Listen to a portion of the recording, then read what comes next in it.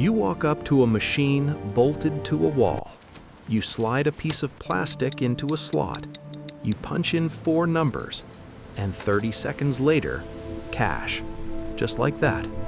No human, no teller, no signature, no waiting. It seems almost too simple, too frictionless, too automatic. But here's what nobody tells you.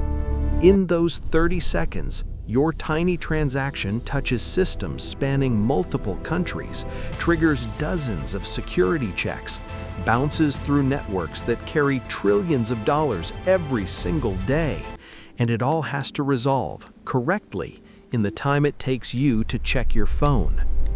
So what is actually happening? Welcome to the hidden mechanisms.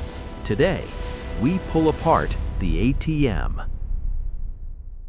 Before we go deep, let's go back.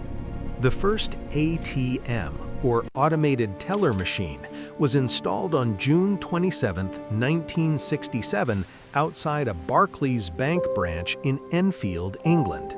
The inventor, a Scottish engineer named John Shepherd Barron, reportedly got the idea in the bath after arriving too late to withdraw cash from his bank. Early machines didn't use cards at all. They used paper vouchers that were mildly radioactive, just enough to be detected by the machine. You couldn't reuse them. You couldn't share them. Each one was tied to you. Fast forward to today, there are over 3.5 million ATMs operating worldwide. In the United States alone, people make roughly 11 million ATM transactions every single day. That's about 127 every second. But the machine you're using today is almost unrecognizable from that 1967 box in Enfield. It's not just a cash dispenser, it's a networked terminal connected to one of the most complex financial infrastructures ever built. Let's walk through exactly what happens, step by step. The moment your card enters the slot, the ATM wakes up. Inside, there's a card reader, specifically a magnetic stripe reader, and on modern machines, an EMV chip reader. EMV stands for Europay, MasterCard, and Visa, the 3 companies that developed the chip standard. The magnetic stripe on the back of your card stores 3 tracks of data. Track 1 and Track 2 are the most important. They contain your account number, expiration date, the name on the card, and a few encrypted service codes that tell the machine what kind of transaction you're allowed to make. When you insert a chip card, something more sophisticated happens. The chip doesn't just store your data, it generates a unique, one-time cryptographic code for every single transaction. Even if a criminal intercepted that code, it would be completely useless for any future transaction. This is why chip cards are dramatically more secure than magnetic stripes. But at this point, the ATM has only read data. It hasn't verified anything. It doesn't yet know if you are who you claim to be. That's where your PIN comes in. You type your 4-digit PIN. Here's what most people don't realize. Your PIN never leaves the ATM in plain text, ever. The moment you press the last digit, your PIN is captured by a component called the EPP, the encrypting PIN pad.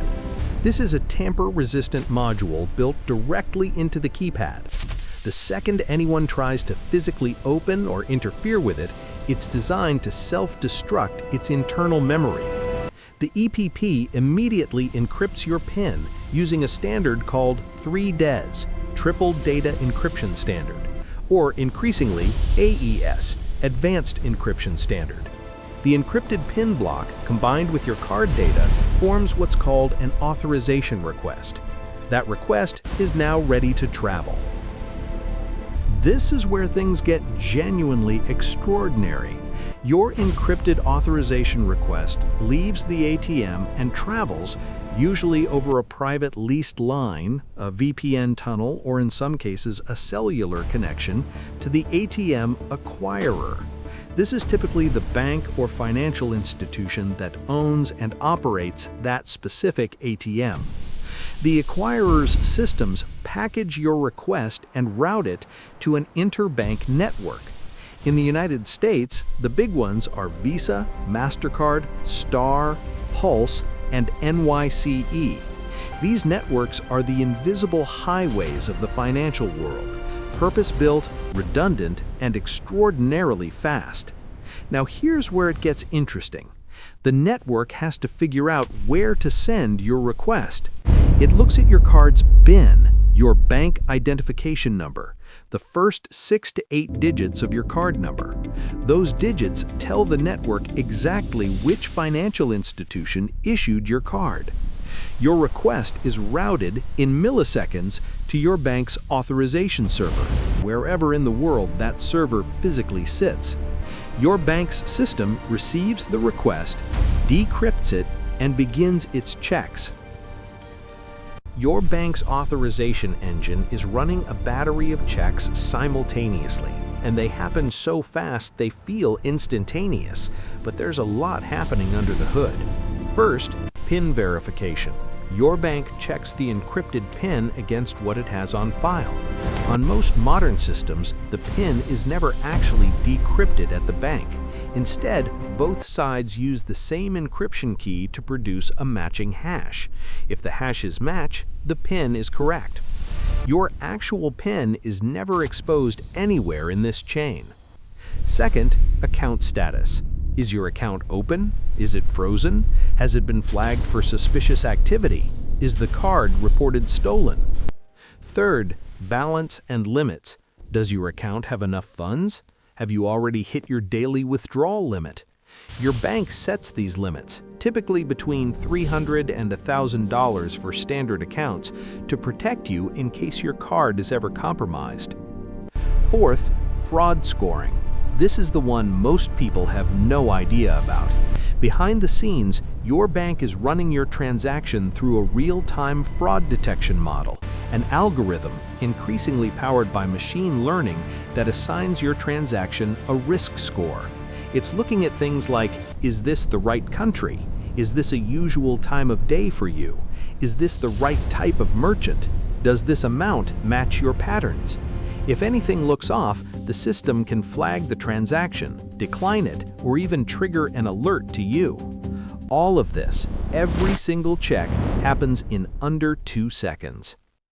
Your bank's server sends back an authorization response, a coded message that essentially says, approved, declined, or refer to issuer.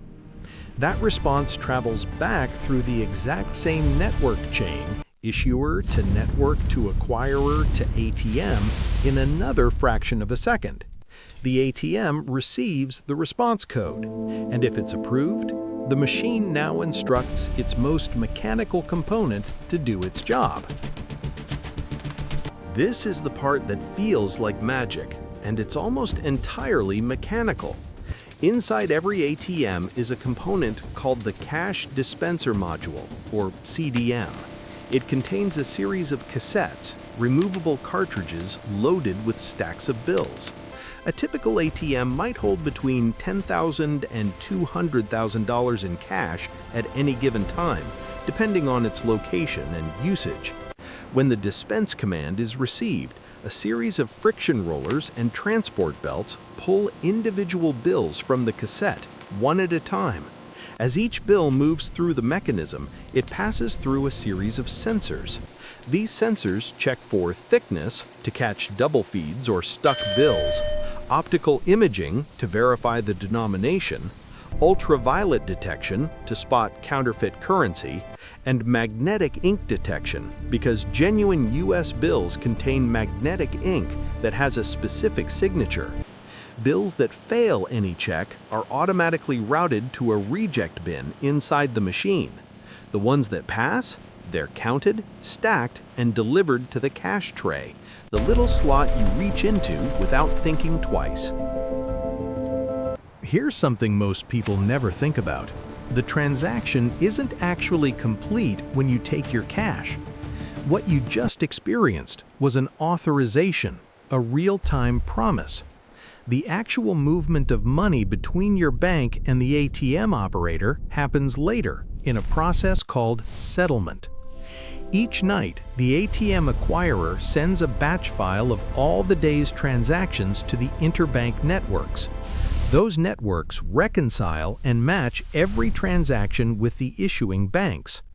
The banks then transfer the actual funds, typically via systems like the Federal Reserve's FedWire or ACH, to settle the balances. This is why your balance might show as pending for a period after a transaction. The authorization has happened, but the settlement is still being processed. No story about ATMs is complete without talking about the criminals who study these machines just as carefully as any engineer. Skimming is the most common attack.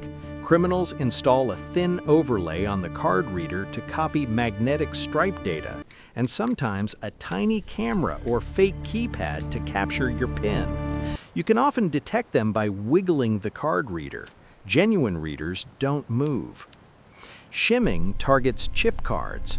A paper-thin device is inserted into the card slot to intercept chip data. Cash trapping is cruder. A device is placed over the cash tray so your money is captured before you can grab it. And then there's jackpotting, a sophisticated attack where criminals install malware directly onto the ATM's operating system, then send a command that makes it spit out all its cash on demand. Yes, this happens in real life. The ATM industry spends billions annually on physical and software security to stay ahead of these threats. So the next time you walk up to that machine on the corner, the one with the faded screen and the slightly sticky buttons, remember, you're not just getting cash. You're triggering a chain of events that spans continents, crosses dozens of secure systems, outruns fraud algorithms, and resolves in the time it takes to blink. All so you can pay for a slice of pizza. That's the hidden mechanism. If you want to keep going deeper into the systems that quietly run the world, subscribe, because we're just getting started.